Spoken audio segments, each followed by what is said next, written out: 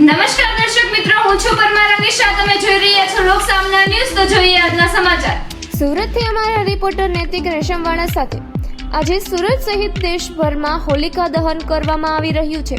શહેરના પાંજરાપોળમાં ગાયના ચાણથી બનાવવામાં આવેલી સ્ટીકથી વૈદિક હોળી પ્રગટાવવામાં આવ્યું, જે થકી વૃક્ષો કપાતા બચી શકશે અને પર્યાવરણના સંતુલન અને વાતાવરણને કલુષિત થતું અટકશે. તથા વૈદિક હોળી થકી લોકોને એક સંદેશો પણ જઈ રહ્યો છે. હોળી પ્રગટાવતા પહેલા ગૌ માતાની પૂજા કરવામાં આવી. મારું નામ શાસ્ત્રી નરેન્દ્રભાઈ રાવલ છે. હું સુરતમાં રહું છું. પ્રતિ વર્ષ સુરત પાંજરાપોળ વિસ્તારની અંદર આ વૈદિક હોલિકા પૂજન કરવામાં આવે છે. હર વર્ષે હરેક મહાનુભાવો આવી અને હોલિકાની પૂજા કરી અને પોતે ધન્યતાને અનુભવે છે.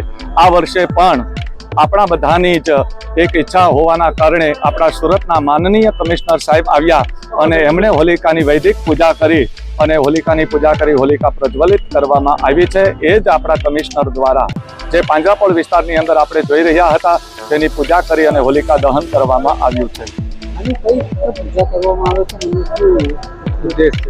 હોલિકાનું વિશેષ મહત્વ આપણા ધર્મશાસ્ત્રની અંદર ખૂબ બતાવવામાં આવેલું છે.